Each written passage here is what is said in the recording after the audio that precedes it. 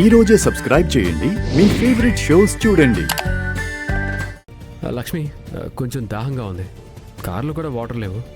Water bottle తీసుకొని తాగి వెళ్దాం. ఆగండి, నేను తీసుకొస్తాను విహారీ గారు.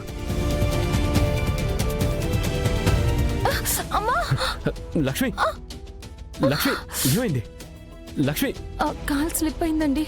ఇది చూడండి.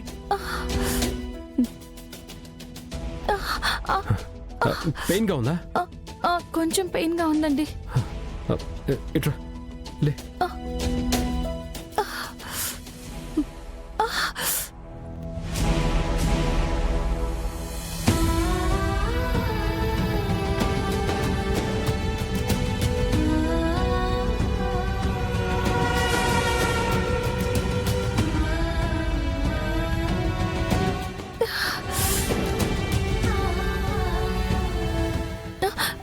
ఏంటి విహారీ గారు, నా కాలు పట్టుకుంటున్నారు?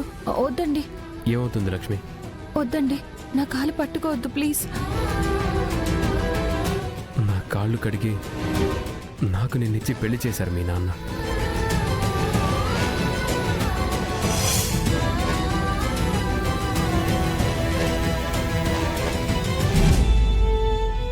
ఆ బాధ్యత నేను సరిగ్గా నెరవేర్చలేనప్పుడు నీ కాళ్ళు పట్టుకున్నా ఏమీ కాదు లక్ష్మి. మీరెలా మాట్లాడద్దు, దయచేసి మీరు ఆ పని చెయ్యొద్దు విహారీ గారు. కనకం ప్లీజ్, నువ్వు దయచేసి నాకు అడ్డు చెప్పకు.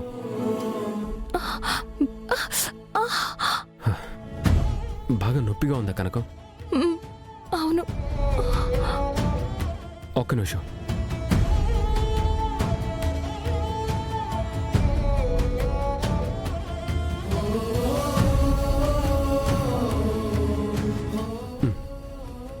ఇదిగో లక్ష్మి.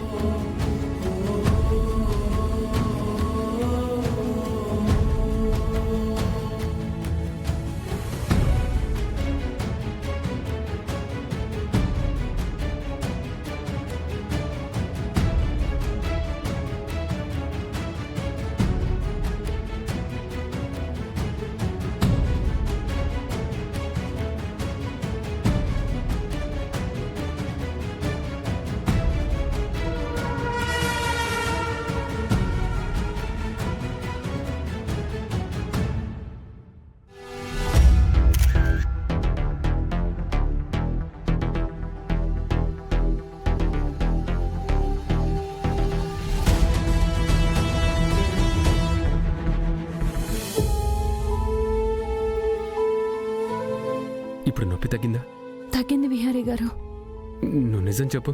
నిజంగా తగ్గింది విహారీ గారు. ఎందుకు ఇలా అడుగుతున్నానంటే, నీ పక్కనే నిలబడున్నా నీ కష్టాలని నీ కన్నీళ్ళని ఆపలేకపోతున్నాను. కనీసం ఇలాంటివి తీర్చలేకపోతే ఇంకా నాకు విలువే ఉంటుంది. దయచేసి అలా మాట్లాడకండి. మాట్లాడాలి కనుకో. అప్పుడప్పుడైనా నిజాలు మాట్లాడితేనే మనసుకి ఓదార్పుగా ఉంటుంది. కనీసం ఆ రోజైనా నిద్రపోగలం. ఎందుకంటే మనం నిజాన్ని కప్పేసి అబద్ధాన్ని ఆసరా చేసుకొని ఈ ప్రయాణం మనం మొదలుపెట్టాం. ఆ క్రమంలో సత్యం పెరిగి పెరిగి పద్మవ్యూహంలా మారింది. ఈ పద్మవ్యూహంలో ప్రయాణం ఆపలేం, వెనక్కి వెళ్ళలేము. ముందుకు వెళ్ళడమే తప్ప ఇంకేమీ మనం చేయలేం.